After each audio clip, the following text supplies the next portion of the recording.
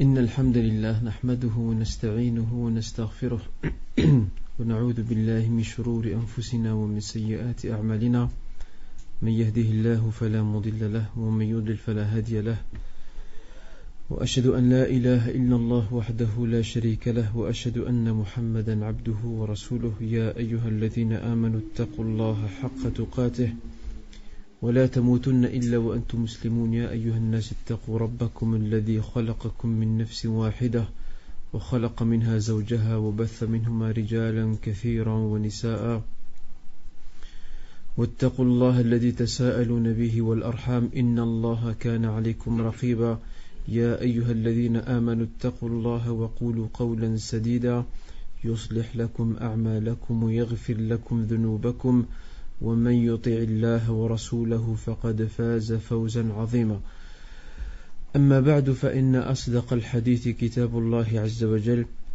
وخير الهدي هدي محمد صلى الله عليه وآله وسلم وشر الأمور محدثاتها وكل محدثة بدعة وكل بدعة ضلالة وكل ضلالة في النار. Mes honorables frères et sœurs, assalamu alaikum wa rahmatullahi wa barakatuh. Il y a une remarque qui m'a été faite avant de commencer donc, le cours d'aujourd'hui. Sachant que certains parmi vous, ici présents, sont étudiants et ont probablement des examens qui pointent à l'horizon, alors la question qui a été posée par l'un des frères responsables donc, de l'association du Jardin des Jeunes, c'est de savoir qu'en est-il? Est-ce que la majorité d'entre vous ici ont des examens ou alors il ne s'agit que de quelques frères? Qui a examen très bientôt? Lève la main. Lève bien la main, il faut que je vois bien. Vous êtes combien là? Mourad, tu as compté? 6. Je ne sais pas, qu'en est-il? On continue le cours? On le continue, Inch'Allah? Très bien, alhamdulillah. Donc, ça veut dire que la semaine prochaine, il y aura de nouveaux cours, Inch'Allah Azza wa Jal. Mes honorables frères et sœurs, nous avions la semaine dernière commencé un aperçu de la bataille de Uhud, sachant que la bataille de Badr, comme nous l'avons découvert donc avant l'été, elle s'est terminée par une défaite cuisante, un échec catastrophique pour les Mécois qui ont perdu beaucoup de leurs. Et ils avaient juré de reprendre leur revanche au moment voulu. Et c'est là qu'ils ont maintenant décidé de mettre tout le poids dans la balance pour pouvoir vaincre les musulmans. Et ils voyaient même plus loin que cela. Cette fois-ci, il fallait éradiquer la présence de l'islam d'une façon définitive en Arabie, de se débarrasser de l'islam d'une façon définitive. Et comme je l'ai indiqué donc, lors du cours précédent, ils avaient certains objectifs parmi lesquels protéger la route commerciale qu'empruntent les caravanes marchandes qui vont jusqu'en Syrie et reviennent jusqu'à la Mecque, car la Mecque, comme vous le savez, sa principale richesse, c'est le commerce, elle n'a rien d'autre. Ce n'est pas une terre agricole comme Médine. La Mecque est une terre aride et leur seul moyen de subsistance, c'est le commerce. Et c'est pour cette raison que la Mecque est très connue pour cela. Et ça, on a déjà vu ça lorsqu'on a parlé des spécificités de la Mecque dans l'introduction de notre cours, donc de la biographie de notre prophète Mohammed sallallahu alayhi wa sallam.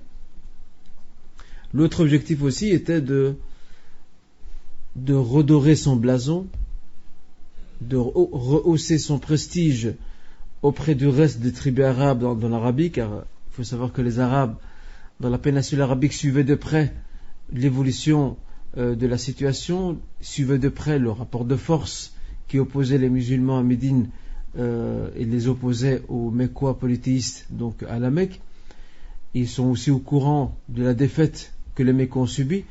Alors ici, les Mécois se sont sentis touchés dans leur fierté, dans leur orgueil, dans leur réputation. Alors ils sont décidés à reprendre leur revanche, à tout faire pour gagner la bataille, afin qu'ils regagnent le prestige, le respect, la révérence auprès donc du reste des tribus arabes qui les admirent et les respectent de par le fait qu'ils sont les gardiens donc du temple sacré, la Kaaba, et les gardiens de la ville sainte qui est la Mecque.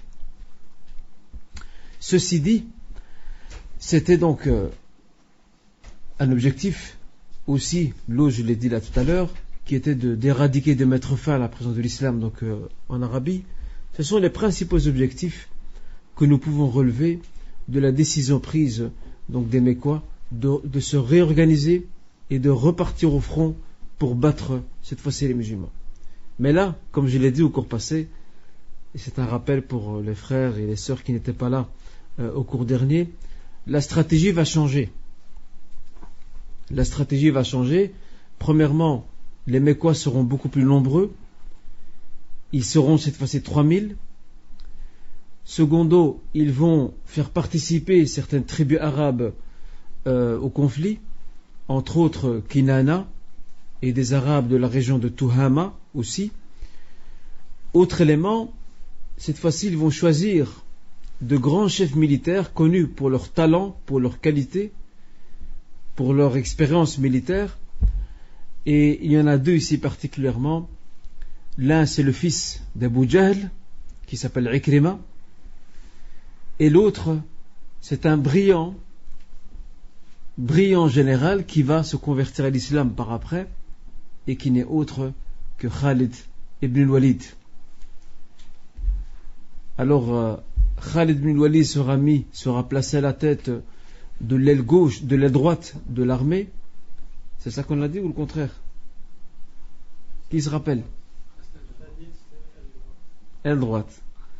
Khalid, l'aile droite de l'armée, et Ikrima ibn Abi Jahl, il dirigera l'aile gauche de l'armée polythéiste. Donc regardez ici, ils ont mis tout le poids dans la balance. Pour eux, ils sont décidés à gagner absolument cette bataille, parce qu'ils ont une visée à long terme, et ce n'est pas une simple revanche. Ils visent d'autres objectifs qu'ils tiennent absolument à atteindre pour pouvoir regagner donc leur prestige d'antan. Bien entendu, les musulmans de leur côté ne restent pas les bras croisés, comme je l'ai souligné, eux aussi vont s'organiser. Le prophète sallallahu alayhi wa sallam avait ses espions, ses indicateurs, qui sont revenus de la Mecque, qui l'ont informé de ce qui se passait là-bas, du fait que les Mécois s'organisent, qui veulent relancer la machine de la guerre pour combattre à nouveau donc les musulmans. Et c'est là que le prophète sallallahu alayhi wa sallam a réuni les notables de Médine, composés bien sûr des Mécois, des Muhajirines et des Ansar, et dit voilà, je vous concerte afin de savoir qu'allons-nous faire. Allons-nous les attendre, les laisser venir afin qu'ils entrent dans Médine et qu'on les combatte de l'intérieur alors que nous sommes maîtres chez nous, ou alors nous sortirons à leur rencontre. Ici, ceux qui ont pris la parole, ce sont les Médinois, les Ansar, qui ont rappelé au prophète sallallahu alayhi wa sallam que dans la période de la Jahiliya, la période avant l'islam, donc les Ansar les Médinois avaient un pacte, un engagement, qui était de ne jamais se battre à l'intérieur de Médine. S'il faut se battre, on sera à l'extérieur, on va rencontrer l'ennemi, mais pas dans les rues de Médine. Alors, il dit, si ce pacte nous l'avons respecté avant l'islam, eh bien maintenant que nous sommes musulmans, nous le respecterons encore plus. Regardez le sens de l'engagement, le respect et l'honneur, ce qui fait défaut malheureusement à beaucoup de gens de notre époque et même beaucoup de gens de notre communauté malheureusement. Le prophète sallallahu alayhi wa sallam, suite à cela, va rentrer chez lui, il va porter son bouclier, il va sortir. Et avant de sortir, il y a un fait qui va se passer. Ce fait, c'est que les gens de Médine vont discuter entre eux. Et certains vont faire des reproches à ceux qui ont pris la parole en leur disant, vous avez accablé le prophète sallallahu alayhi wa sallam. Il aurait préféré ne pas sortir, il aurait préféré rester à Médine. Et c'est là que eux, ils se rétractent. Ils changent d'avis. Et ils attendent la sortie du prophète sallallahu alayhi wa sallam pour lui dire, écoute, c'est pas la peine. Ce n'est pas la peine de sortir. On va rester à Médine, on va les recevoir. Regardez l'exemple de la bravoure, du courage, de la fermeté, de la ténacité dans les décisions et dans les prises de position de la part du prophète sallallahu alayhi wa sallam. Le prophète sallallahu alayhi wa sallam aurait pu dire, mais vous avez raison, c'est vrai, pourquoi aller se rendre jusque de l'autre côté, jusqu'à la plaine de Uhud, restons ici à Médine, on sera tranquille. Non. Alors que c'était l'avis du prophète au début. L'avis premier du prophète sallallahu alayhi wa sallam était de rester à Médine. Mais lorsqu'il a vu les Médinois, ils ont un pacte, ils ont un engagement, il a dit je le respecte. Regardez sa parole. Il dira, il n'est pas permis à un prophète, il n'est pas permis à un prophète qui décide de porter un bouclier, de le retirer, de le ôter, jusqu'à ce qu'il combatte. Regardez, regardez la décision, regardez la fermeté, et ça c'est un enseignement aussi pour nous. Et ça on va y revenir, Inch'Allah, à la fin du cours d'aujourd'hui, lorsqu'on parlera des leçons qu'on peut tirer des préparatifs de la guerre que le prophète sallam a consenti à mener afin de rencontrer l'ennemi. À partir de ce moment, les musulmans eux aussi vont s'organiser. Et il faut savoir que l'avis de rester à l'intérieur de Médine n'était pas seulement celui du prophète Mohammed sallallahu alayhi wa sallam, c'était aussi celui d'un autre personnage dangereux, très dangereux, et qui est Abdullah ibn Ubay ibn Saloul.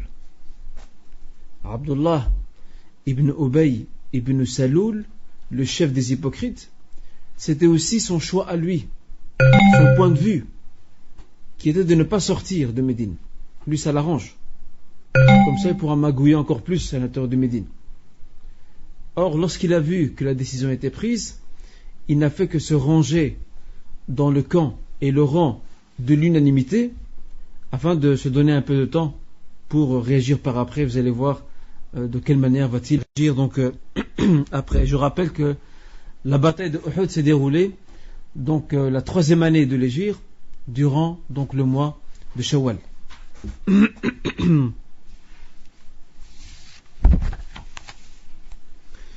On a vu que le prophète sallallahu alayhi wa sallam s'attendait à ce qu'une bataille allait se présenter, et ce à travers un rêve. Vous vous souvenez qu'on a parlé de cela la semaine dernière. Il a fait un rêve, et dans ce rêve il disait à ses compagnons, j'ai vu dans mon rêve que j'avais un sabre, saïf, et que ce sabre, son début s'est brisé, mais lorsque je l'ai relevé, il s'est remis droit et encore plus solide qu'il l'était avant. Et j'ai vu aussi des vaches, et pour lui c'était un bon signe. J'ai vu des vaches, un groupe de vaches, et c'était un bon signe. Et lorsqu'il a interprété lui-même le rêve, qu'est-ce que cela signifiait? Premièrement, cela signifiait que les musulmans allaient subir un revers. Et ça, on va le voir, Inch'Allah, au cours prochain, lorsqu'on parlera de la bataille elle-même, comment elle va se dérouler entre les deux camps. On verra que les musulmans ils seront gagnants au début, mais après, ils vont subir une petite défaite et un revers. Mais après cela, après ce revers, les musulmans vont en tirer une leçon, et ils seront encore plus forts qu'avant, et beaucoup plus unis et plus consolidés. Quant à ce groupe de vaches, ce n'est que... Parce qu'un groupe de vaches, c'est quoi? C'est comme un troupeau. Les vaches elles restent entre elles. Eh bien, cela signifiait pour lui que les croyants allaient donc ressouder leur rang et allaient être encore plus unis qu'auparavant, surtout lorsqu'ils seront confrontés à certains événements, certaines épreuves dont je vais en parler, dont j'en parlerai plutôt aujourd'hui, Inch'Allah Ta'ala. Et dans une autre version rapportée par Muslim, il a fait un rêve et il a vu qu'il était dans une forteresse. Et cette forteresse bien gardée, bien protégée. Et lorsqu'on lui a demandé quelle était cette forteresse, il expliquait que cette forteresse n'était autre que Médine. Ça veut dire que dans le cas où les Mécois, où les musulmans seraient restés à l'intérieur de Médine et que l'ennemi aurait attaqué, l'ennemi n'aurait rien pu faire. L'ennemi aurait été incapable, par la grâce d'Allah Azza wa Jal, par la protection d'Allah Subhanahu wa Ta'ala, par sa bienveillance, l'ennemi aurait été incapable d'investir la ville. En tous les cas, l'issue de la bataille aurait été plutôt à l'avantage des musulmans. Qu'ils soient restés à l'intérieur de Médine ou qu'ils soient sortis, tout était à leur avantage. Et ça, c'est important de préciser. Et aussi, c'est important de souligner que le prophète, sallallahu alayhi wa sallam, lorsqu'il rapporte ce fait, ce rêve, et les rêves des prophètes sont vérité, les nôtres, pas du tout, ça dépend. Donc les rêves des prophètes sont vérité. Autrement dit, c'est une partie de la révélation. Et cela signifie également que, à travers ce rêve, le prophète sallallahu alayhi wa sallam passe un message et prépare sa communauté, pas seulement à la victoire, mais aussi à quelque part une certaine défaite. Mais cette défaite, son issue, le revers de la médaille sera positif et sera, Inch'Allah, optimiste, donc pour les croyants.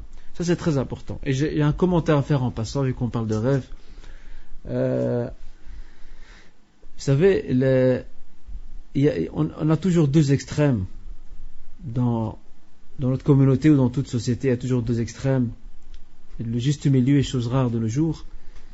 Les deux extrêmes par rapport au rêve, c'est que certains s'y attachent d'une façon aveugle. Tout ce qu'il voit dans son rêve, il le prend pour argent comptant et il adapte son tempérament en fonction du rêve. S'il a vu quelque chose de dramatique dans le rêve, eh bien toute la journée il est triste et malheureux, il ne parle à personne. En revanche, s'il a vu des choses belles et intéressantes dans son rêve, du style il va se marier, il va avoir une grande maison, une belle voiture, c'est surtout ça qui les intéresse. En général, je ne vais pas généraliser, je ne vais pas dire tous les jeunes, mais en tout cas une partie de notre jeunesse, eh bien, il sera gai toute la journée. Et on a l'autre extrême, ce sont ceux et celles qui ne prêtent aucune attention aux rêves. Pour eux, les rêves, c'est n'importe quoi, c'est l'esprit, ils se réfèrent à ce que disent les psychologues, les psychanalystes, etc. Comme quoi les rêves, c'est rien du tout, c'est juste la mémoire qui projette des images et point à la nuit. Alhamdulillah, l'islam nous enseigne, l'islam nous enseigne un juste milieu dans toutes choses. Et ce n'est pas pour rien que nous sommes théoriquement, même si dans la pratique c'est pas toujours ça, nous sommes théoriquement la communauté du juste milieu. Et ce n'est pas moi qui le dis, c'est notre créateur, Allah subhanahu wa ta'ala, qui le dit dans un verset retentissant que nous retrouvons dans la sourate La Vache, sourate Al-Baqarah, وَكَذَلِكَ جَعَلْنَاكُمْ أُمَّةً وَسَطًا لِتَكُونُوا شُهَدَاءَ عَلَى النَّاسِ وَيَكُونَ الرَّسُولُ عَلَيْكُمْ شَهِيدًا. Ainsi donc, nous avons fait de vous une communauté de juste milieu afin que vous soyez témoins auprès des gens et que le messager soit un témoin pour vous. Regardez, Ummatul Wasat. Cette Umma, la nôtre, elle a deux spécificités, et je le dis toujours en théorie. Dans la pratique, c'est pas toujours ça, malheureusement. Elle a deux spécificités qui sont indissociables. La première spécificité, c'est que cette communauté est la communauté du juste milieu. El Wasat. Dans tout, la modération est demandée dans tout. L'autre spécificité, c'est que la Umma, Ummatul Islam, la communauté de l'Islam, est la communauté de témoignage. Et d'ailleurs, nous avons une longue tradition prophétique dans Sahih al-Bukhari. Le jour de la résurrection, Allah Azza wa Jalla, c'est un très beau récit. Je vous invite à méditer auprès de ce récit et à y retourner. Allah Azza wa Jalla interrogera les prophètes présents en leur disant: avez-vous, regardez, c'est juste pour montrer la place honorifique qu'occupe la Ummah. Parce qu'Allah Azza wa Jalla le sait déjà d'avance, mais c'est pour montrer, mettre en évidence.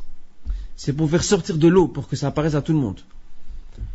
Allah Azza wa Jalla interrogera Nuh, il interrogera Isa alayhi salam, Moussa, et d'autres prophètes en leur disant: avez-vous transmis le message que je vous ai confié? Ils vont dire oui. Et c'est là que Allah Azza wa Jalla interroge leur peuple et leur communauté en leur disant: avez-vous reçu un message? Ils diront: on n'a jamais reçu d'avertisseur. Ils vont nier en bloc. on n'a jamais reçu d'avertisseur.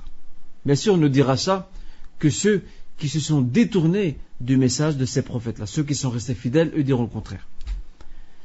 Alors c'est là que Allah Azza wa Jalla se tournera vers ces prophètes et messagers en leur disant: qui peut témoigner pour vous? Et regardez la réponse de tous ces prophètes. C'est très beau ça. Muhammadun wa ummatuh. Muhammad et sa communauté, eux peuvent témoigner pour nous. Et regardez le Coran. On le lit, il est rempli de récits.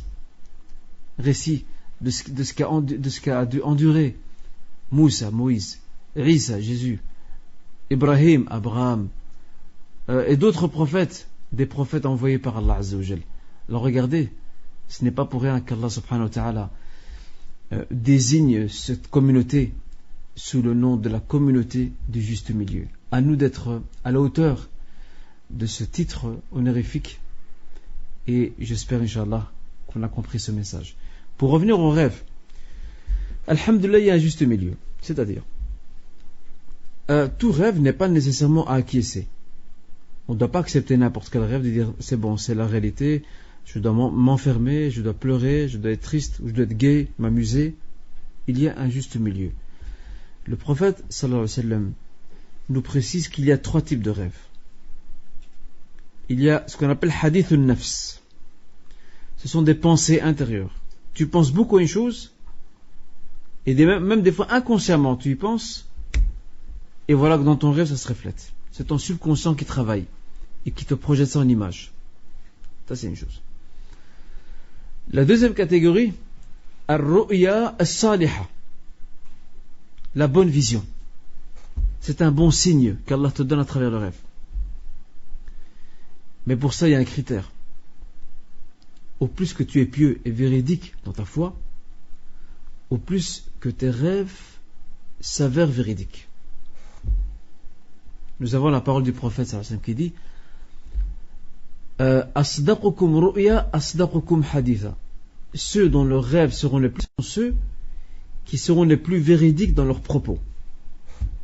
Au plus tu es quelqu'un d'intègre, de pieux, au plus ton rêve aura de la signification. Et la troisième catégorie, c'est ce qu'on appelle al-hulm, le cauchemar. Et ça vient de Satan. Il t'insuffle des pensées ou des images de peur pour te faire peur, et tu te réveilles quelquefois avec effroi au milieu de la nuit, ou alors tu te réveilles le matin, tu as mauvaise mine, tu es déprimé à cause d'un mauvais rêve. Eh bien le mauvais rêve, on le met de côté et on ne doit pas le raconter. Il ne faut jamais le raconter. Que ce rêve te concerne toi ou concerne quelqu'un d'autre, il ne faut jamais le raconter. En revanche, le rêve qui est une bonne vision, ar-ru'ya saliha, ça c'est bien de raconter. Ça on peut le raconter à des gens. Et bien sûr, toute explication qu'on vous donnera d'un rêve, c'est une explication approximative. Parce que le rêve est une partie du monde invisible, ilm al-ghayb, du monde de l'imperceptible. Et tout homme de science pieux et vertueux, s'il t'explique un rêve, il te l'expliquera à partir des éléments et des données que tu veux lui apporter, à partir de ton vécu, à partir de ta personnalité, et c'est comme ça. Mais ça ne veut pas dire que ce sera ça à 100%. C'est approximatif. Et d'ailleurs, le meilleur des prophètes qui avait un talent et qui excellait dans l'explication des rêves, c'était Youssef alayhi salam. Le prophète Joseph, Youssef alayhi salam, c'était lui. Et je vous renvoie à la sourate Youssef, et voyez dans la prison qu'est-ce qu'il a dit à ces 2 co-détenus quand il leur a expliqué le rêve, ce qu'ils ont vu donc lorsqu'il leur a expliqué, il leur a interprété ce qu'ils ont vu dans le rêve. Donc c'est très important. Et en général, les rêves, les bons rêves, tu le gardes, comme on dit, près de ton oreille. Tu le laisses, et il peut y avoir des rêves qui n'ont aucune signification. Ça ne veut rien dire. Mais ne jamais adapter son tempérament dans le bon sens, dans le mauvais sens, selon un rêve. Jamais.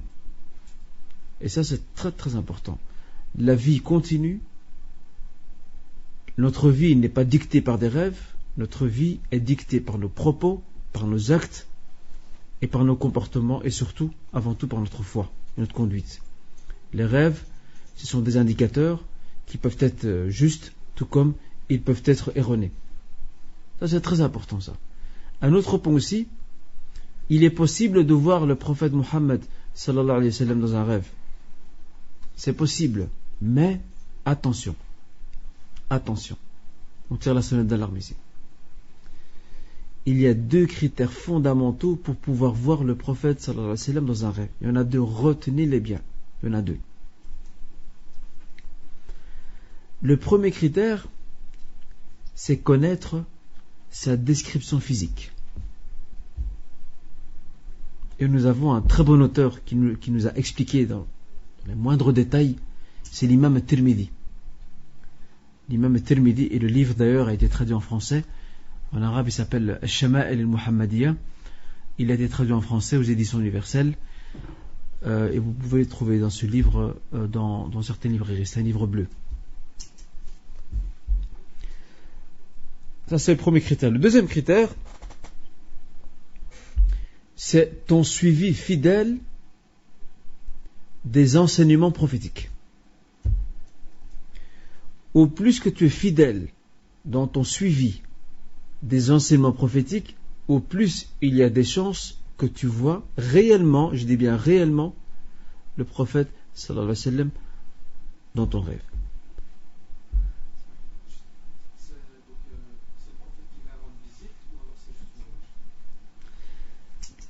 Le rêve, bon, il y a un monde concernant lequel on n'a pas d'explication parce qu'on n'a pas de preuve, c'est ce qu'on appelle Alam al-Arwah, le monde des âmes.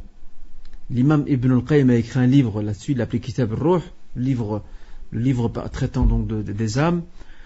Il a apporté pas mal d'explications quant au fait que les âmes se rencontrent, etc. Nous on dit Allah Alam, on n'a pas de preuve par rapport à ça. Mais ce qui est certain, c'est qu'Allah Azza wa Jal peut te présenter le prophète sallallahu alayhi wa sallam. Maintenant, c'est quoi qui se présente? C'est une image, certes. C'est quoi exactement? Est-ce que c'est une rencontre d'âme ou c'est autre chose? Ça, je ne sais pas répondre et je ne pense pas que quelqu'un puisse répondre parce qu'on n'a pas de preuve là-dessus. Tout ce qu'on sait, c'est que dans un rêve, tout comme on peut voir des gens qui nous sont proches, vivants ou morts, on peut aussi voir le prophète sallallahu alayhi wa sallam. Et d'ailleurs, le prophète le dit. Il dit Man ra'ani fil manam faqad ra'ani. Celui qui me voit dans un rêve, il m'a vu réellement. فإن الشيطان لا يتمثل بي. C'est dans Sahih al-Bukhari. Celui qui me voit dans un rêve, dans un songe, m'aura véritablement et réellement vu, car Satan ne prend pas mon apparence. Mais Satan peut te tromper. Si tu n'es pas un suivi fidèle des enseignements prophétiques, si tu ne connais pas la description précise physique de la personne du prophète sallallahu alayhi wa sallam, Satan peut te tromper. Il peut te faire croire que ce que tu vois c'est lui. C'est le prophète.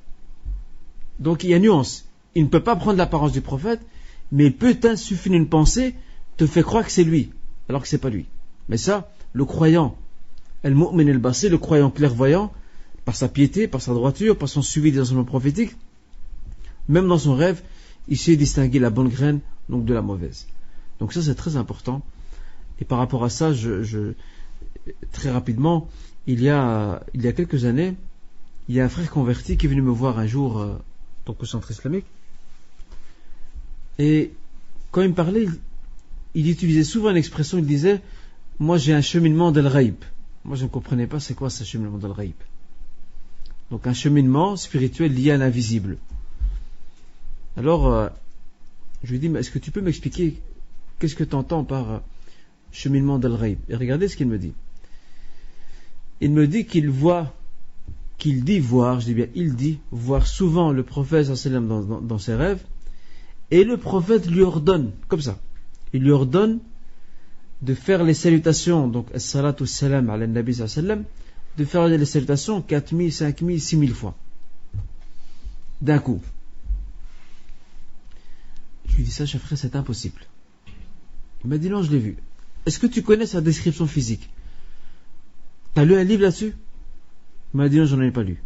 Qu'est-ce qui te fait dire, qu'est-ce qui te fait croire que ce que tu vois dans le rêve, c'est lui?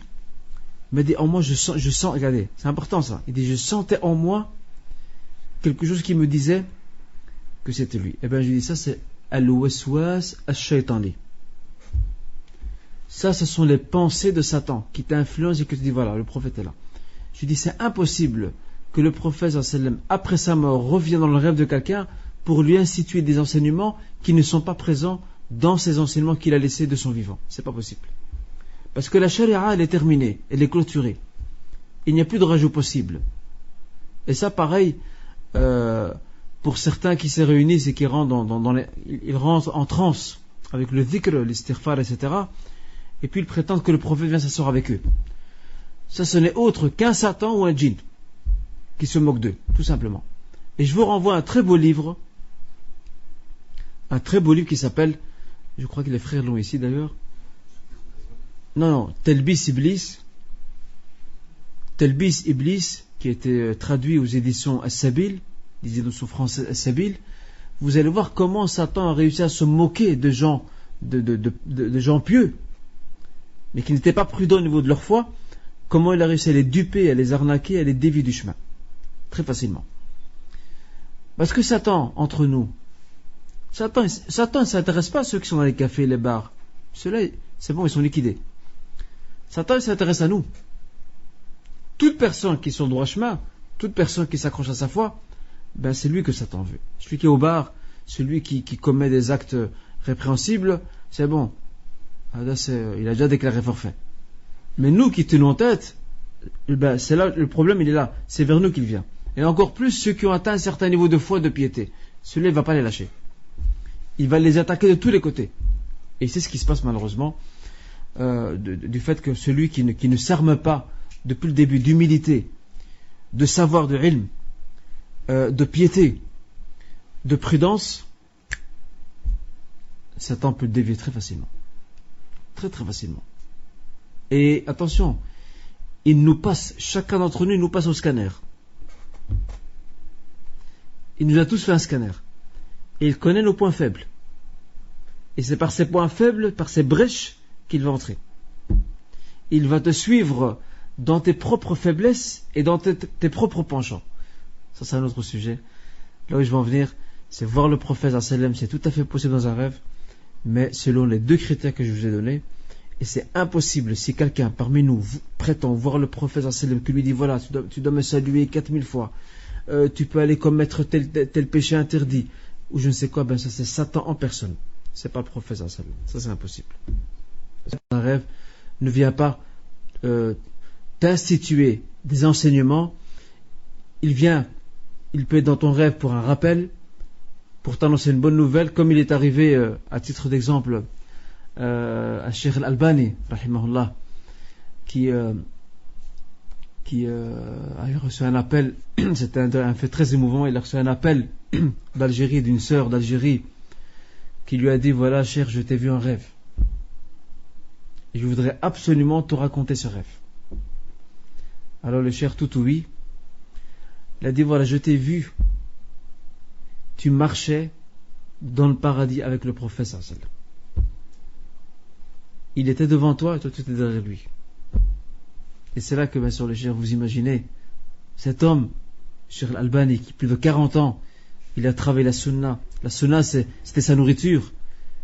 Elle pénétrait ses veines, son corps, son esprit, son âme. Alors il s'y met à pleurer parce qu'il était très très ému de ça. Et l'imam al-Bukhari lui-même a eu un fait donc similaire.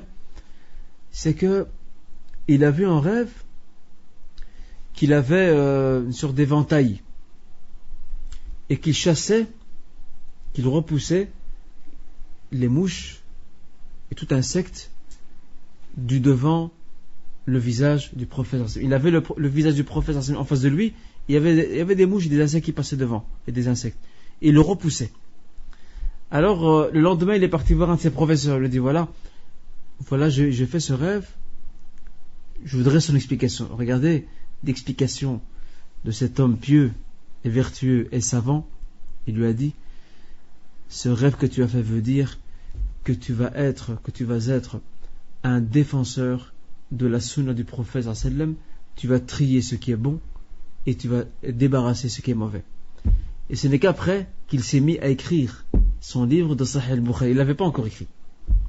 Ce n'est qu'après, regardez, un rêve, comment il était un indicateur pour que plus tard il se mette à écrire donc son livre Sahih al-Bukhari, qui est la plus grande autorité musulmane pour la Ummah.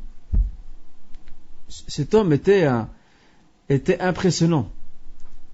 Vous pouvez m'apporter n'importe quel ordinateur aujourd'hui, wallahi, n'importe quel ordinateur, le plus performant, le plus perfectionné, le plus avancé, il ne tient pas tête avec la mémoire de l'imam Bukhari.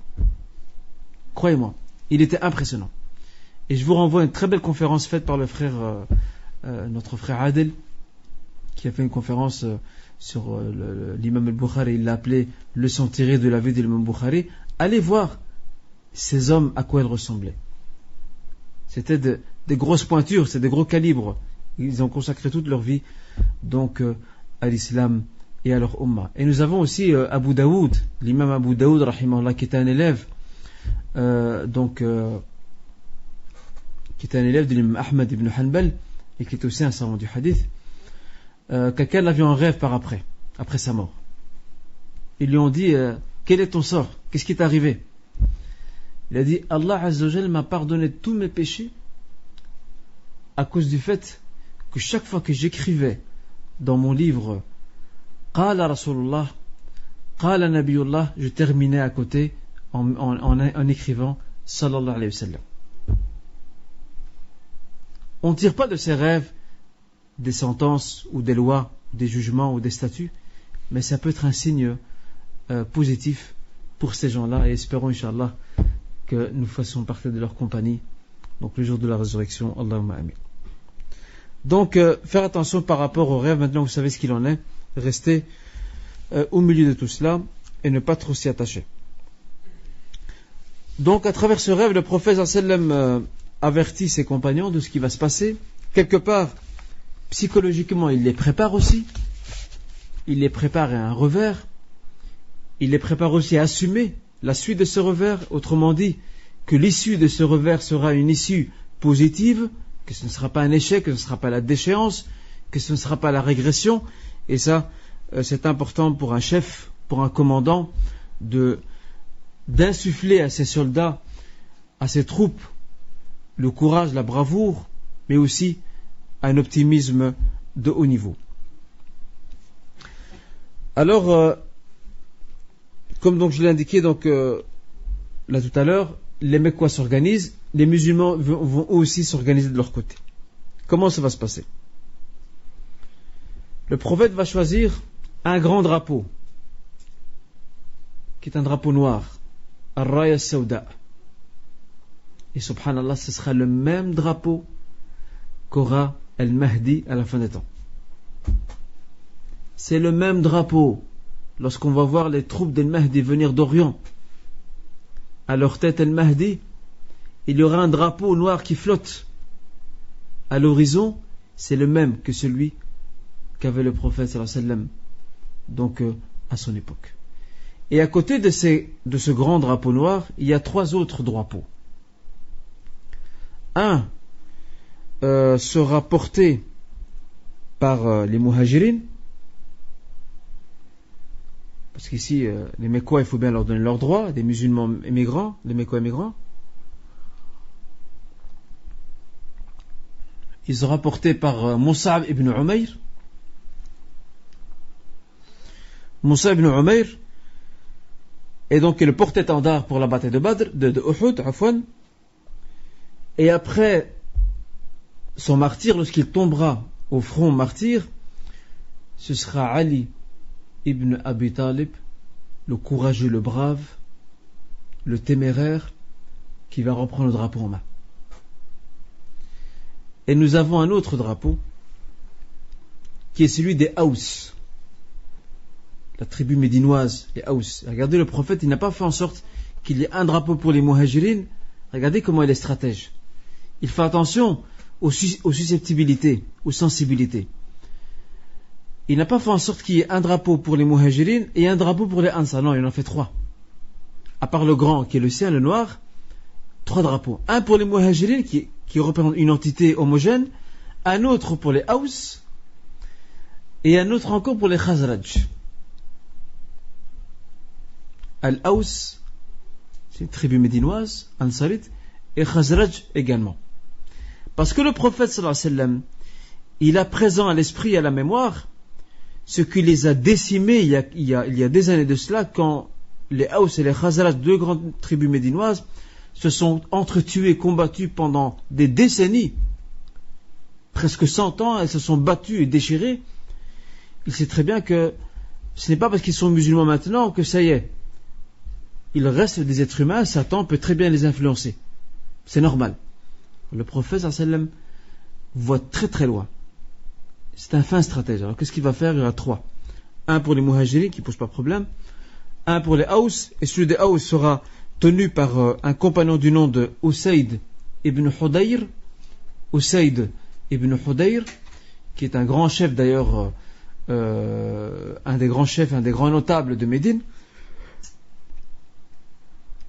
Et l'autre drapeau sera remis au Khazraj, et il sera tenu ou confié au compagnon Al-Hubab ibn al-Mundhir.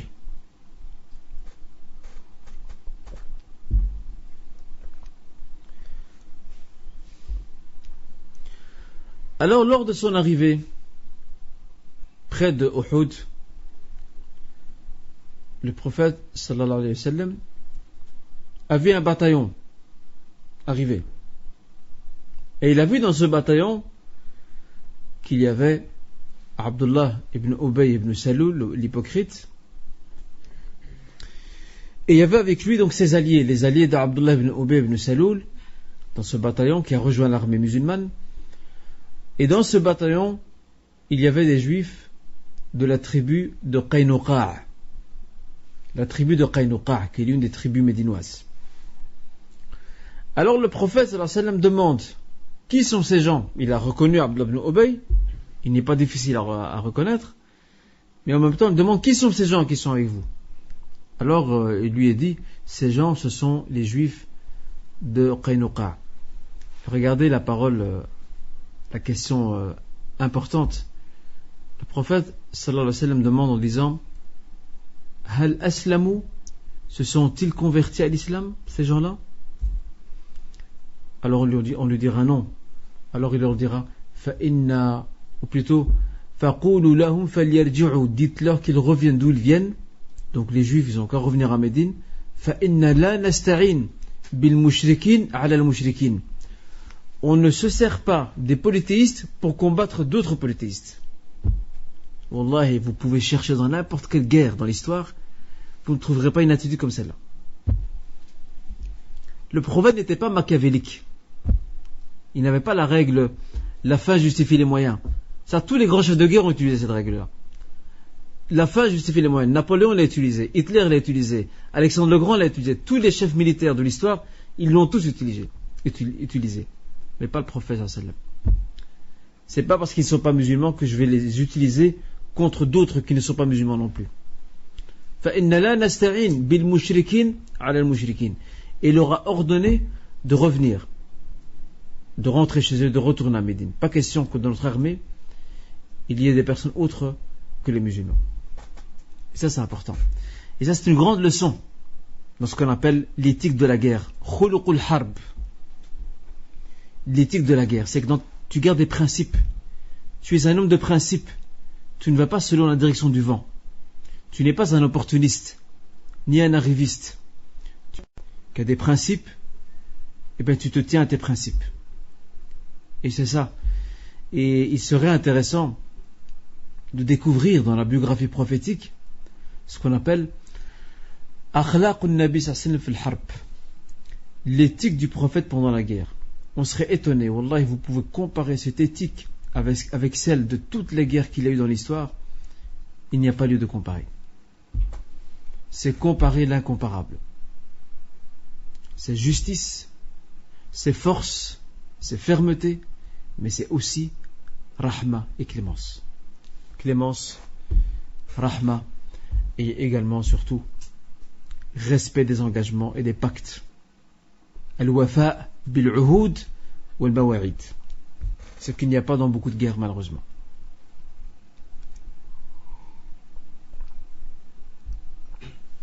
Donc, suite à cela, le prophète, comme vous venez de le découvrir, a ordonné à ces soldats juifs de la tribu de Qaynuqa' de rentrer chez eux. Donc, il n'a pas besoin d'eux.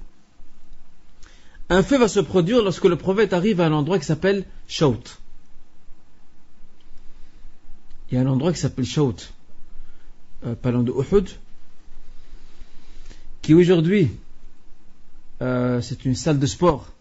Celui-là aujourd'hui maintenant à Médine est devenu une salle de sport. Le terrain, ils ont construit une salle de sport appartenant, je pense, à une école. Lorsqu'il est arrivé à cet emplacement-là, il y a une première défection. Abdullah ibn Ubay ibn Saloul se retire avec 300 hommes. 300 hommes. Il se retire. Où va-t-il? Il dit, moi je rentre à Médine. Moi je trouve qu'on ne doit pas combattre les politistes. Ça ne sert à rien de les combattre. On rentre chez nous. En fait, tout ça, c'est un plan monté depuis le début. C'est un coup monté depuis le début. Il fallait absolument déstabiliser l'armée musulmane. Absolument. Et la meilleure manière de rendre service à l'ennemi, c'est de créer une défection au sein du camp adverse. Et c'est ce qui s'est passé ici avec Abdullah ibn Ubay ibn Saloul.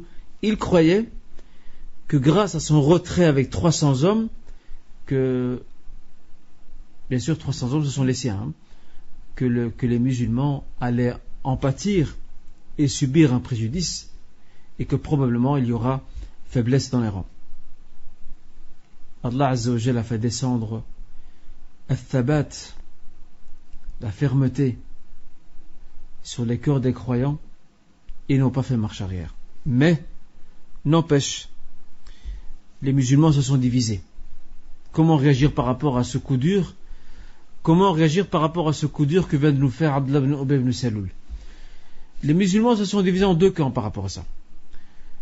Le premier camp a dit, on doit combattre Abdullah ibn Ubay ibn Saloul, c'est de la trahison. L'autre camp a dit, non, il ne faut pas les combattre, ça sert à rien. C'est peine perdue de les combattre. Et à la suite de ça, un verset est descendu. À la suite de cette divergence d'opinion tout à fait normale, parce qu'ici il s'agit de décider quelle est la prise de position qu'il faut avoir face à comment affronter cette situation nouvelle. 300 qui partent comme ça, qui se retirent. Qu'est-ce qu'il faut faire? Donc là il y a deux avis. Le premier, c'est un groupe de musulmans qui dit non, on doit combattre Abdullah ibn Ubay ibn Saloul car c'est un acte de trahison, comme ça quitter l'armée il s'en va. Et l'autre a dit il ne faut pas les combattre, laisse-les partir, c'est pas grave. Et c'est là que va descendre un verset qui va trancher à la place des musulmans. Ce verset, c'est le verset 88 de la sourate An-Nisa, la sourate les femmes. Allah Azza wa Jalla dans ce verset dit فَمَا لَكُمْ فِي الْمُنَافِقِينَ فِئَتَيْنِ وَاللَّهُ أَرْكَسَهُمْ بِمَا كَسَبُوا.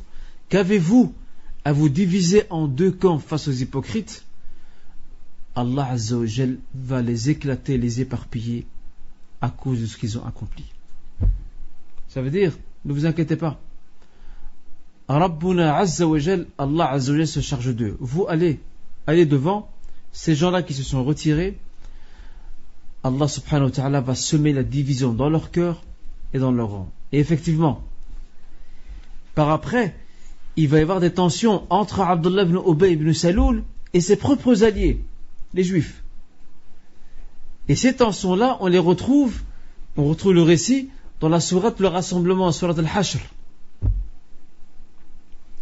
Lorsque le prophète sallallahu alayhi wa sallam décide de chasser une tribu juive de Médine parce qu'elle a violé le pacte, Abdullah ibn Ubay leur dit, ne vous inquiétez pas, je serai à vos côtés si le prophète vous combat.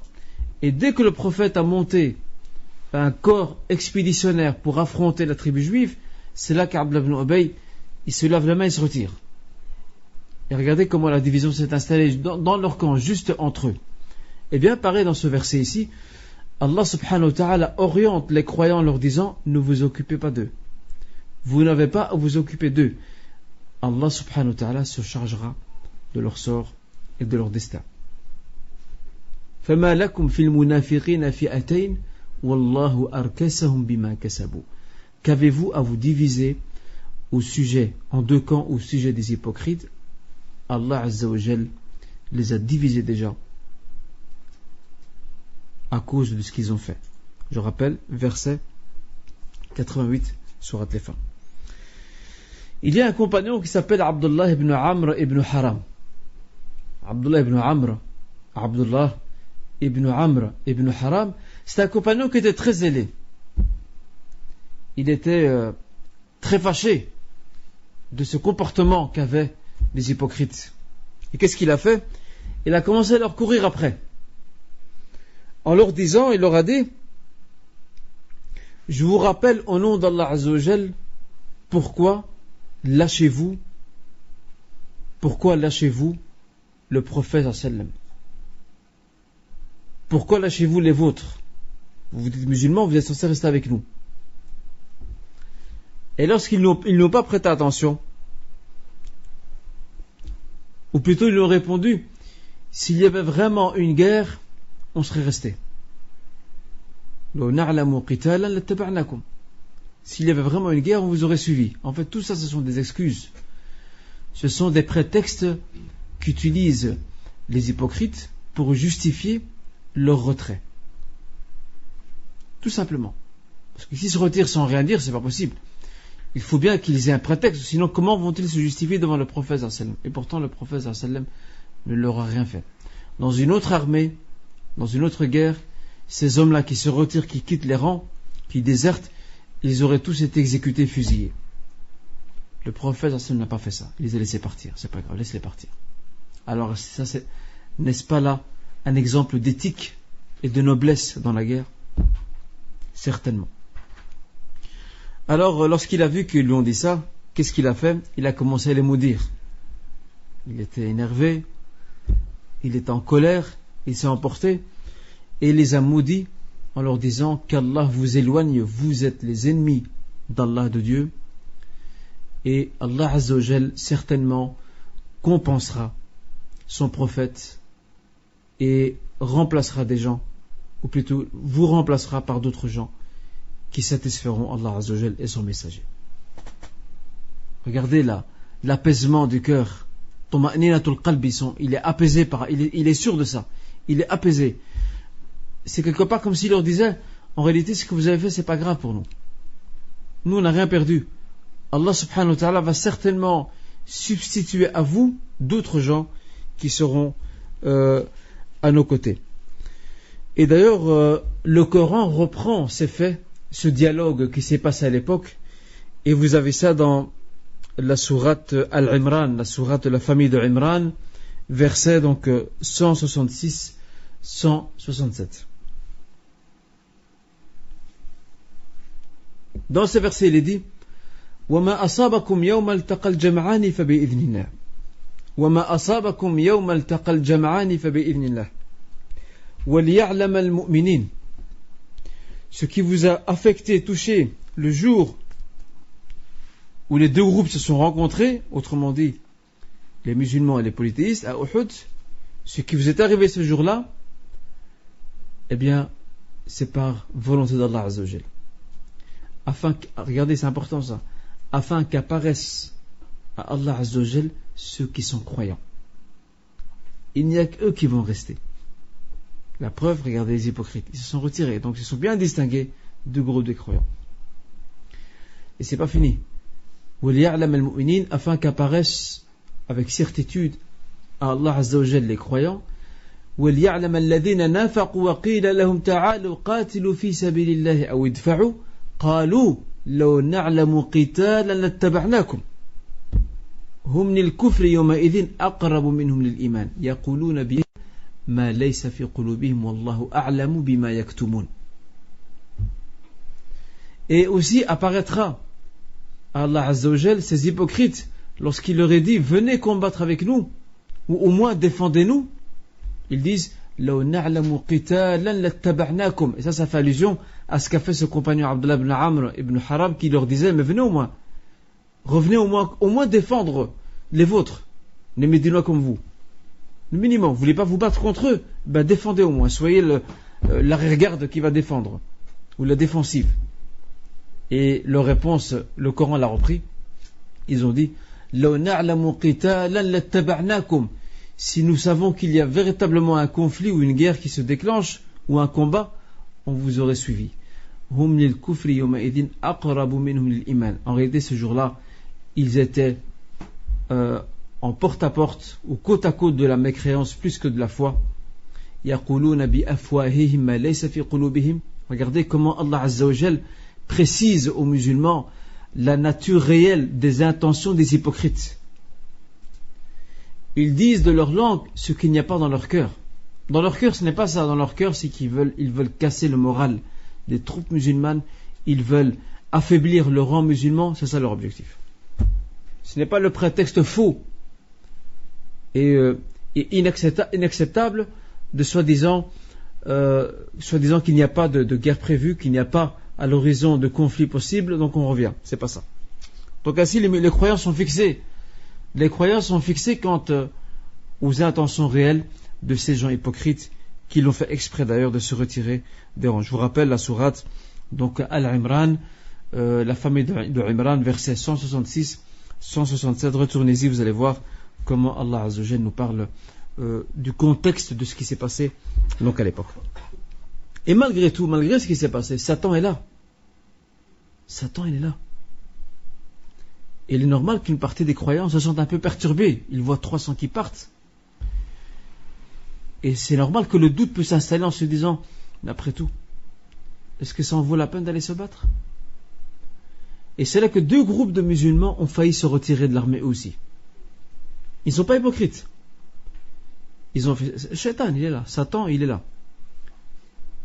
Et aussi, et ça c'est humain, lorsque tu te dis, j'ai une famille derrière moi, j'ai un commerce, j'ai des terres, j'ai des maisons, il n'y a pas vraiment de guerre dans l'immédiat, pourquoi aller me sacrifier pour rien? Satan aussi peut venir par cette porte, te rappeler les tentations de la vie de tous les jours.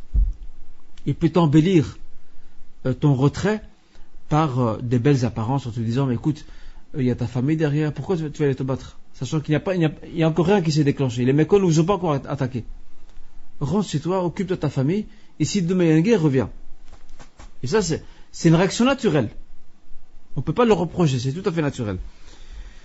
Et ces 2 groupes de croyants qui ont failli se retirer, ce sont 2 groupes appartenant, subhanallah, regardez, c'est étonnant. Ce sont 2 groupes appartenant aux Ansar. Aucun groupe appartenant aux musulmans mécois. Uniquement Ansar. Les musulmans mécois, eux, ils ont un pacte fort et solide. Les Muhajirin, ils savent ce que c'est le sacrifice parce ils ont quitté la ville, la Mecque. Ils sont venus jusqu'à Médine. Ils savent ce que c'est. Et c'était inconcevable et c'est inimaginable que eux fassent marche arrière. Eux, ils sont restés avec le prophète sallallahu alayhi wa sallam. Par contre, ces 2 groupes-là, le premier, c'est un groupe qui s'appelle Banu Salama. Et celui-là fait partie des Khazraj. Banu Salama, il fait partie des Khazraj. Et l'autre groupe s'appelle Banu Haritha. Lui, il fait partie des Haus, l'autre clan tribal médinois. Ces 2 groupes-là ont failli faire marche arrière lorsqu'ils ont vu les hypocrites se retirer. Et ils ont écouté attentivement l'argument avancé par les hypocrites et ils ont un peu fléchi au début. Ils ont un tout petit peu penché au début à ça. Mais après, ils se sont ressaisis. Ils ont décidé de rester dans les rangs. Et ça, c'est par la grâce et la bienveillance d'Allah subhanahu wa ta'ala qui a fait descendre l'apaisement sur les cœurs de ces 2 groupes-là et qui a fait qu'ils sont restés dans les rangs. Sinon, ils auraient pu quitter aussi. Et s'ils avaient quitté, ça aurait été très grave d'ailleurs pour eux. Et ça aurait gravement affecté leur foi. Mais Allah Azza wa Jalla a réussi à repousser le waswas al-shaytan et l'influence satanique dans leur cœur et à les maintenir raffermis, à maintenir leur cœur raffermi et surtout à les garder dans les rangs des musulmans. Et un verset est descendu à leur sujet. Regardez, le Coran, il suit un peu ce qui se passe. Ce verset, il est aussi dans la sourate Al-Imran, la famille de Imran, c'est le verset 122. Regardez comment Al-Qur'an nous décrit cet événement. Subhanallah, avec un verset, il a tout résumé. إذ همت طائفتان منكم أن تفشلا Wallahu waliyuhuma wa ala Allahi falyatawakkalil mu'minun. Ce verset, on doit s'y arrêter un instant. Ce verset, il y a la narration d'un fait historique. Dans ce verset, il y a aussi une mise à nu de ce qu'il y a dans les cœurs. Et troisièmement, il y a également la manière dont Allah Azza wa Jal a remédié à la situation. Trois choses. Regardez. Lorsque deux groupes parmi vous ont failli fléchir. Regardez. Wallahu waliyuhuma. Allah est leur allié. Autrement dit, il va raffermir leur cœur, pas comme les hypocrites. Les hypocrites, ils les livrent à eux-mêmes. Allah Azza wa Jal ne s'occupe pas d'eux. Mais ceux-là, c'est des croyants, c'est des mu'minines. Et ça, c'est un signe important, c'est un certificat de bonne vieille mœurs délivré par Allah Azza wa Jal à ces deux groupes croyants. C'est important ça. Parce que s'ils n'étaient pas croyants, il les aurait laissés partir sans problème. Mais vu qu'ils sont croyants, Allah subhanahu wa ta'ala a précisé dans le verset Wallahu waliyuhuma. Ici au duel, parce qu'il y a deux groupes. Il est leur allié à ces deux groupes-là. Autrement dit, il va veiller sur eux. Il va faire en sorte qu'il va les protéger de cette influence satanique et de l'influence perverse extérieure des hypocrites. Il va les maintenir sur la voie et sur la foi. Et la fin. Comment remédier à ça? Comment remédier à l'enseignement à Muhammad sallallahu alayhi wa sallam, à ses compagnons aussi? Comment remédier aux éventuelles faiblesses qui peuvent intervenir dans les rangs, qui sont des faiblesses humaines? Les compagnons, c'est des êtres humains, ce ne sont pas des anges, ce ne sont pas des malaïkas, ce sont des êtres humains. Satan peut aussi les attaquer. Regardez la fin du verset. Subhanallah, le Coran il est incroyable. Mais nous on ne médite pas, c'est ça le problème. On ne médite pas assez. La fin de ce verset, elle a résumé toute une méthode d'éducation. Wa 'ala Allah falyatawakkalil mu'minun. Si tu veux résister face aux tentations, si tu veux résister face à la peur, si tu veux résister face aux épreuves, place ta confiance. Les croyants, eux seuls, placent leur confiance en Allah Azza wa Jal. Voilà, stop, c'est terminé. Il ne faut pas 20, 30 comme nous, 30 lignes ou 40 lignes pour expliquer ce qu'il faut faire. En quelques mots. Wa 'ala Allah falyatawakkali al-mu'minun. Et en Dieu, en Allah Azza wa Jal, les croyants doivent placer leur confiance. Et dans la même sourate, subhanallah, on retrouve justement ça. C'est que le prophète sallallahu alayhi wa sallam enseignait à ses compagnons de dire souvent Hasbunallah wa ni'mal wakil. Dans des moments difficiles, lorsque l'ennemi est coriace, lorsque la situation est compliquée, elle est complexe, tu ne sais pas par quoi commencer et par où terminer, Hasbunallah wa ni'mal wakil. Et ça, c'est une chose que nous on ne dit pas souvent aujourd'hui. Hasbunallah wa ni'mal wakil. Hasbunallah wa ni'mal wakil. Hasbunallah wa ni'mal wakil. Hasbunallah. Allah nous suffit. Wa ni'mal wakil. Il est notre meilleur allié et notre meilleur garant. الذين قال لهم الناس إن الناس قد جمعوا لكم فاخشوهم فزادهم إيمانا وقالوا حسبنا الله ونعم الوكيل. C'est dans Surah Al-Imran aussi. C'est dans la Surah de la famille de Imran. Ces gens à qui il aurait été dit attention, tous vos ennemis se sont rassemblés contre vous. Ils sont tous maintenant organisés contre vous. Alors vous devez les craindre, ils sont trop nombreux, vous ne pouvez pas les affronter. Eh bien ça, au lieu qu'ils faiblissent, les musulmans ont senti leur foi monter. Zadahum imanan wa hasbunallah wa ni'mal wakil. Leur foi s'est renforcée encore plus. Et ils ont dit cette phrase Hasbunallah wa ni'mal wakil. Allah nous suffit et il est notre meilleur allié et notre meilleur garant. Et le prophète, dans une tradition authentique, sallallahu alayhi wa sallam, regardez comment il rattache les musulmans à un exemple honorable et très haut. Ibrahim alayhi salam, le père des prophètes. Il leur dit, le premier à avoir utilisé cette phrase, c'est Ibrahim alayhi salam. lorsque son peuple le jette dans le feu ardent, il a juste dit Hasbunallahu wa ni'mal wakil, et directement Allah Azza wa Jalla a dit à ce feu ardent, insupportable, Kuni bardan wa salaman ala Ibrahim. Voilà, l'affaire est réglée. Kuni bardan wa salama. Ce feu, Allah subhanahu wa ta'ala a donné l'ordre à ce feu d'être froid. Il n'est plus chaud.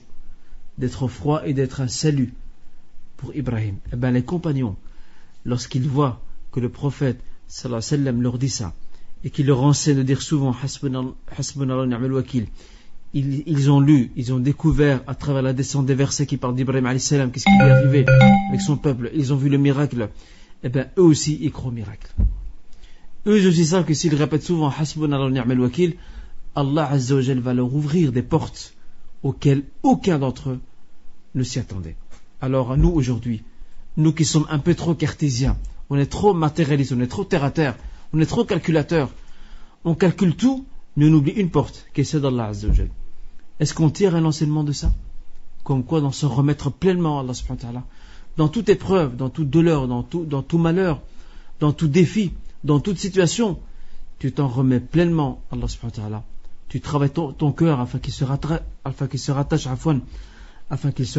à Allah Azza wa Jalla, et tu répètes constamment du bout de ta langue et avec la profondeur du cœur Hasbunallah wa ni'mal wakil. Nous on le dit avec la langue, mais le cœur ne suit pas.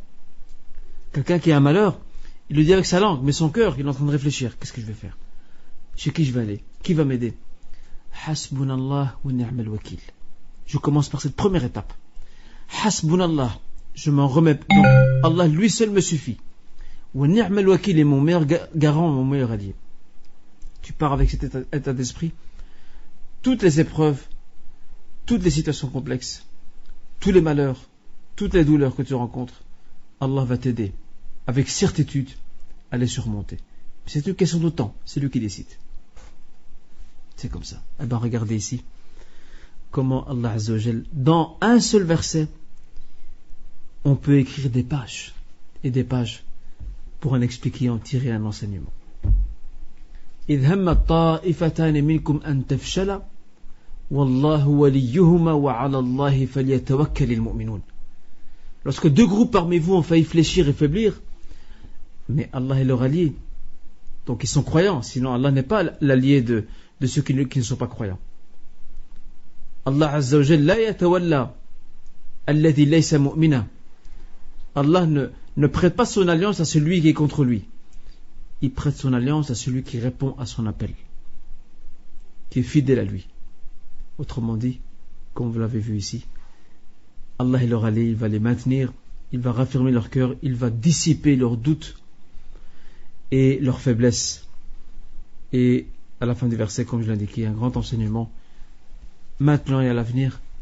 Vous savez maintenant, chers compagnons, qu'est-ce qu'il faut faire, comment il faut affronter Hasbunallah wa ni'mal wakil. Vous voyez, donc c'est très important ça.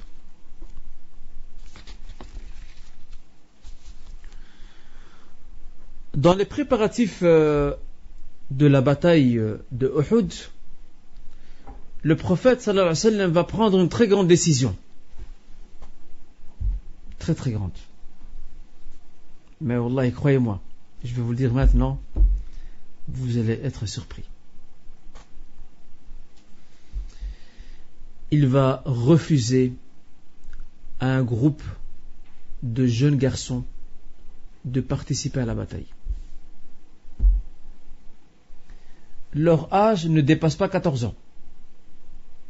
Ils veulent tous y aller. Nous, 14 ans aujourd'hui, j'ai encore un PlayStation. Il est devant Cartoon. Il tient les murs. C'est un hittiste. Il tient les murs. Et je vous passe les détails. À 14 ans, des jeunes garçons voulaient participer à la bataille de Uhud, voulaient prendre l'épée et y aller. Mais le prophète leur a dit non. Sallallahu alayhi wa sallam, vous êtes trop jeunes. Et ils sont 14 garçons. 14 garçons qui ont été refusés. Et je vais vous donner le nom de quelques-uns parmi eux.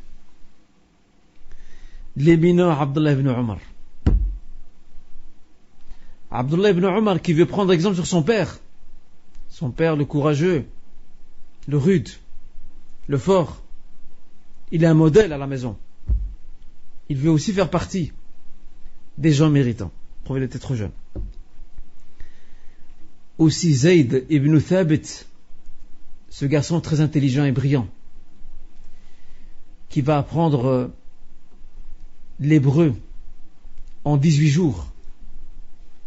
Il va devenir l'interprète du prophète sallallahu alayhi wa sallam. Quand les Juifs viendront chez le prophète à Médine l'interroger ou demander son jugement par rapport à un conflit entre eux, le prophète, ne sachant ni lire ni écrire, va juger à partir de la Torah. Or, les compagnons ne connaissent pas l'hébreu. Zayd se propose d'aller apprendre l'hébreu. Il n'y avait ni l'ISTE, ni n'importe quelle autre école de langue connue à l'époque. Il va s'asseoir avec les Juifs de Médine et en 18 jours, il a appris l'hébreu, c'est bon. Lire et écrire, les deux. Il va venir et lorsqu'on lui ouvre la Torah, il va indiquer qu'est-ce qui est prévu comme sentence concernant le conflit entre les Juifs. Il va jouer ce rôle jusqu'à la conversion à l'islam d'un grand rabbin juif de Médine qui sera un très grand acquis pour l'islam, une grande victoire pour l'islam, et qui s'appelle Abdullah ibn Salam. Abdullah ibn Salam, lorsqu'il se convertit à l'islam, il devient le conseiller du prophète Muhammad sallallahu alayhi wa sallam pour toutes les questions qui touchent la communauté juive. Et l'avantage d'Abdullah ibn Salam par rapport à Zayd, Zayd il a appris juste l'hébreu, il a appris à lire et à écrire. Par contre, celui-ci, Abdullah ibn Salam, c'est un savant, c'est un théologien. Donc il connaît les subtilités des textes. Alors que Zayd, lui, ne connaît que la traduction. Vous voyez? D'ailleurs, le prophète, sallallahu alayhi wa sallam, a promis le paradis à Abdullah ibn Salam. Huwa min ahli al-jannah, il fait partie des gens du paradis, parce que c'est courageux pour un rabbin, quelqu'un qui a une grande autorité dans sa communauté, de lâcher tout, de devenir musulman. C'est courageux. Parce que la plupart des rabbins juifs refusaient catégoriquement l'islam, et surtout, ils ne voulaient jamais reconnaître la prophétie de Muhammad, parce qu'ils attendaient un prophète, eux. Mais ils pensaient qu'il sera juif, plutôt hébreu. Et lorsqu'ils ont vu qu'il est arabe, ils l'ont refusé. Eh bien, Abdullah ibn Salam a fait un grand sacrifice en se pliant, en écrasant son orgueil et sa fierté, et en devenant musulman. C'est pas pour rien. Ce n'est pas pour rien que le prophète lui donne ce cadeau, qui est le paradis, et qu'il puisse mourir sans crainte ni souci. Très important. On a aussi Oussama ibn Zayd. Oussama ibn Zayd, vous connaissez Oussama ibn Zayd? Lui et son père sont les deux personnes que le prophète aimait énormément. Il les aimait beaucoup tous les deux. Et Oussama était très brun de peau, presque noir. Et un jour, une femme a volé d'une tribu qui s'appelle Khatham. Elle a volé. Alors elle savait quelle était la sentence prévue dans les textes sacrés, qu'ils soient bibliques ou qu'ils soient du Coran. Ils savaient ce qu'il en était. Ils sont venus chez Oussama ibn Zayd. Ils lui ont dit Anta hibbu rasulillah, tu es le bien-aimé du prophète sallam, ishfa' lana, peux-tu être un intercesseur auprès du prophète afin d'éviter la peine à cette femme? Alors il va venir, meskin, Oussama ibn Zayd. Il va venir chez le prophète sallam pour demander un allègement de la peine. Et le prophète s'est mis en colère. Ya Oussama, atashfa'u fi hadd min hududillah? Oussama, oses-tu intercéder concernant une peine décidée par Allah Azza wa Jal? Wallahi, law anna Fatima bint Muhammadin saraqat laqata'tu yadaha. Je jure par Allah, si Fatima, fille de Muhammad, vole, je lui couperai la main. Et c'est pas fini. Regardez la suite. Innama ahlaka man kana qablakum annahum idha saraqa fihim al-sharif tarakuh wa idha saraqa fihim al-wadi' أو قاموا على الحد. Ce qui a fait périr les communautés d'avant vous, c'est que lorsque la personne aisée, riche et forte, elle volait, on la laissait tranquille, mais lorsque le pauvre, le faible volait, on lui coupait la main. C'était la cause du déclin de ces nations avant. Ils n'étaient pas justes dans les jugements. Eh bien, Oussama ibn Zayd avait aussi un autre mérite. C'est vers la fin de la vie du prophète sallallahu alayhi wa sallam. Le prophète, concernant la bataille de Tabouk, le prophète va le désigner à la tête du corps expéditionnaire, alors qu'il y a dans les rangs de l'armée, il y a Abu Bakr et Omar. Oussama n'avait que 17-18 ans. À l'époque de la bataille de Tabouk, il n'avait que 17-18 ans, et pourtant le prophète le met à la tête de l'armée, alors qu'il y a derrière lui des hommes beaucoup plus âgés que lui, et beaucoup plus expérimentés, beaucoup plus sages. Mais le prophète sallallahu alayhi wa sallam faisait ça parce qu'il veut montrer qu'il y a une transition intergénérationnelle. Il y a une transition intergénérationnelle. Il n'y a pas de rupture intergénérationnelle. C'est une transition. On prépare ce jeune homme. Vous êtes âgé, vous avez beaucoup d'acquis, mais maintenant c'est à ce jeune homme de faire ses preuves. Transmettez-lui vos compétences. Et c'est de là que les savants ont tiré une règle de ce fait. Ils ont dit Jawazu imamatil mafdoul ma'a wujud al-fadil. Il est permis que quelqu'un qui a moins de mérite, qui soit mis en avant, s'il y a une maslaha, s'il y a un intérêt, qu'il soit mis en avant par rapport à quelqu'un qui a plus de mérite. Ils ont tiré ça de ce récit-là, de ce fait, de ce geste, de cette politique prophétique et siyas al-nabawiyya. Regardez la sagesse du prophète. Ces jeunes-là, il faut les préparer, il faut les entraîner. Parmi ceux aussi qui ont été refusés, il y a An-Nu'man ibn Bashir. Il y a aussi Zayd ibn Arqam. Donc je rappelle, An-Nu'man ibn Bashir, Zayd ibn Arqam, Al-Bara ibn Azib, Usayd ibn Zahir,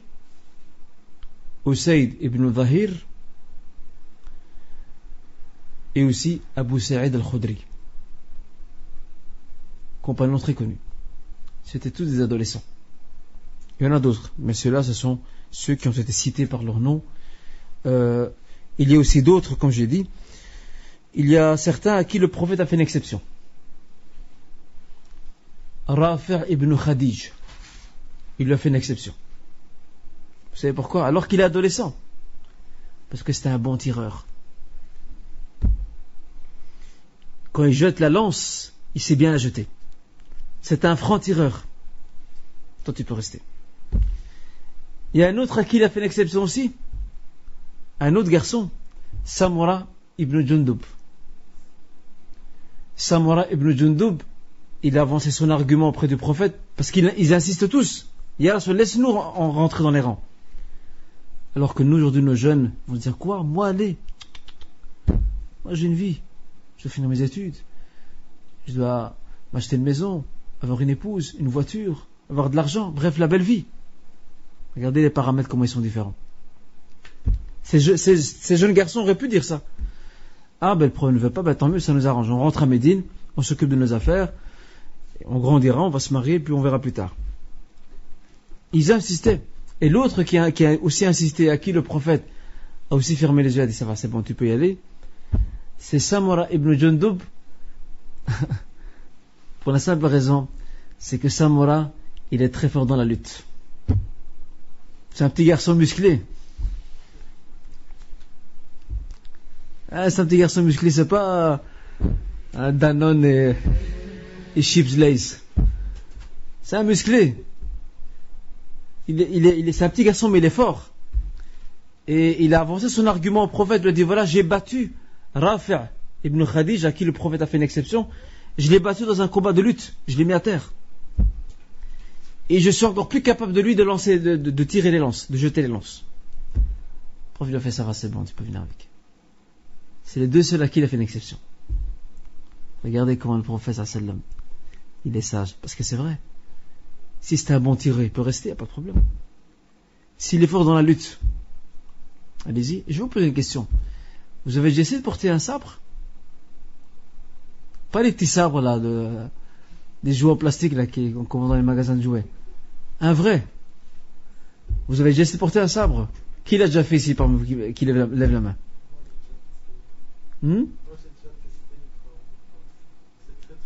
Ah. Ya hasra. Le sabre, je l'ai déjà porté. Ben, le bras n'est-ce pas? Le bras il tombe directement. C'est lourd. Il faut vraiment le lever avec deux mains. Et encore avec force. Vous imaginez ces garçons-là? Qu'est-ce qu'ils avaient dans leur biceps?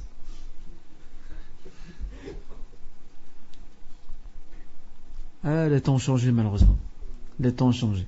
Tristement. Parce que ceux-là, depuis le début, les parents, lorsqu'ils les éduquaient, ils les éduquaient avec une éducation, pas seulement la foi, mais la force aussi. Force de personnalité, force de caractère, force physique.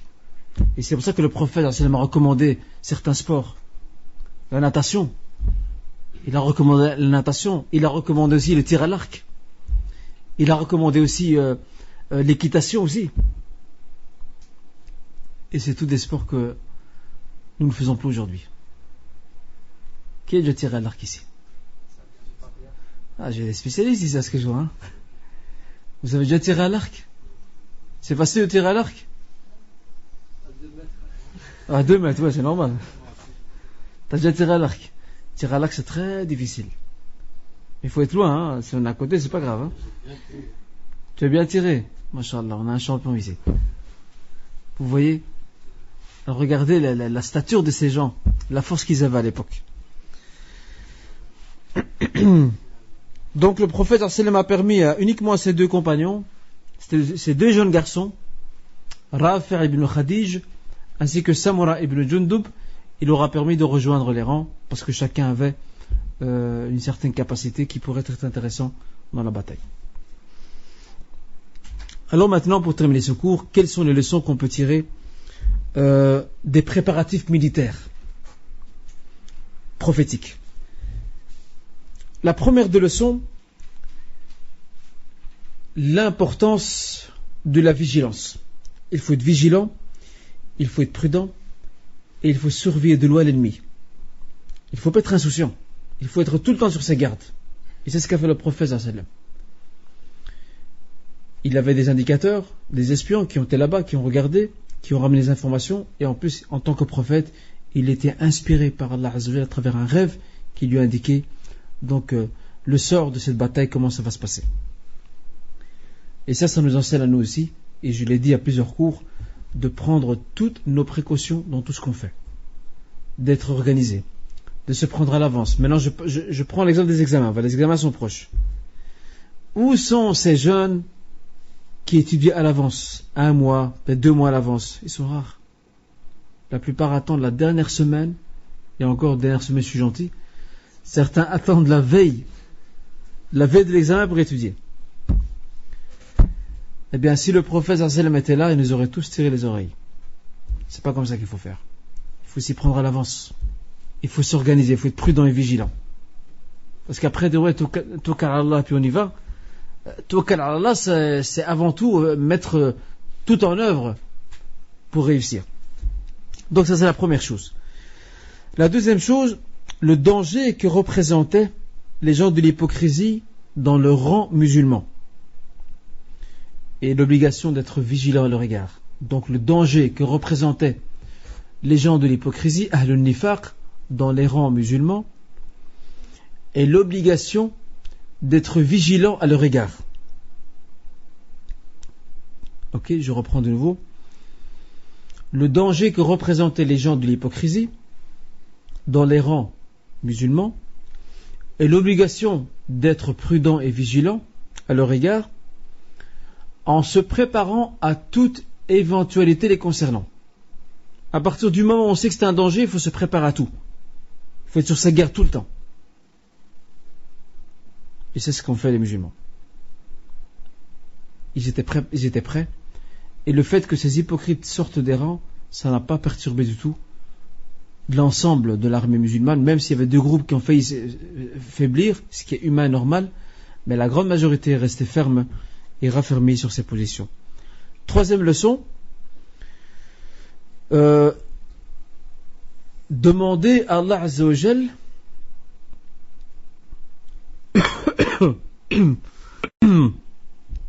de raffermir les cœurs lors de la rencontre de l'ennemi. Demander à Allah Azza wa Jal de raffermir les cœurs lors de la rencontre de l'ennemi, car les pensées de Satan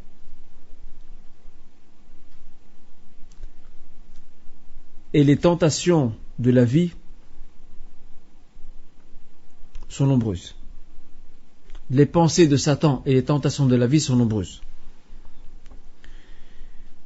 Et s'il n'y avait pas, donc je rappelle, car les pensées de Satan et les tentations de la vie sont nombreuses, et s'il n'y avait pas la bienveillance d'Allah Azza wa Jal, et s'il n'y avait pas la bienveillance d'Allah subhanahu wa ta'ala, et s'il n'y avait pas la bienveillance d'Allah Azza wa Jal, un groupe de croyants se serait retiré. Et nous avons un verset dans la sourate Les Butins, verset 45, qui nous ordonne que lorsque, eh bien ça bien sûr c'est dans une guerre, hein, c'est propre à une situation de guerre. Ya ayyuhalladhina amanu idha laqitum fi'atan fathbutu. Oh, vous les croyants, lorsque vous rencontrez un groupe, donc le camp adversaire, ben restez raffermis, restez fermes, n'ayez pas peur. C'est important ça. Quatrième leçon très importante, le prophète sallallahu alayhi wa sallam, à travers son exemple, le prophète sallallahu alayhi wa sallam, à travers son exemple, a enseigné à ses compagnons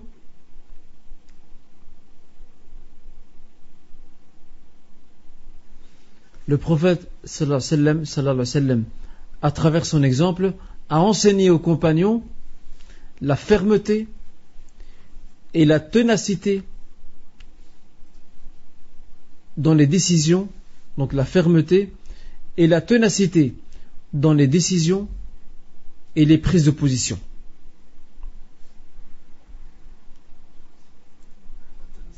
Dans les décisions et les prises de position. Et ça se réfère à ce qu'on a dit lorsque les Médinois ont changé d'avis, en disant c'est bon, on va combattre l'ennemi, en les laissant rentrer à Médine. Le prophète leur a dit, il n'est pas permis à un prophète, lorsqu'il porte un bouclier, de le retirer jusqu'à ce qu'il se batte. Regardez comment il apprend ici la fermeté, la ténacité. Il faut rester ferme. Il ne faut pas être quelqu'un qui vacille, qui change très vite. Et ça, c'est un enseignement pour nous. À travers ce fait, le musulman n'est pas une girouette qui tourne selon la direction du vent. Aujourd'hui, il est comme ça, demain, il est autrement. Le croyant a des principes. Il doit avoir une personnalité. Et s'il y a des principes qui, alhamdoulilah, sont conformes bien sûr à l'islam, il s'y tient, il ne les lâche pas. Ça, c'est donc les principales leçons et les principaux enseignements qu'on peut tirer des préparatifs militaires. Et la semaine prochaine, nous allons entrer dans le vif du sujet. On va voir comment va se dérouler la bataille et comment va-t-elle se terminer, Inch'Allah ta'ala. Et sur ce, je conclus ce cours, Inch'Allah. Subhanakallah bihamdik. Ashhadu an la ilaha illa ant, astaghfiruka wa atubu ilayk. وصلوا وسلموا على نبينا محمد وعلى آله وصحبه أجمعين وآخر دعوانا أن الحمد لله رب العالمين.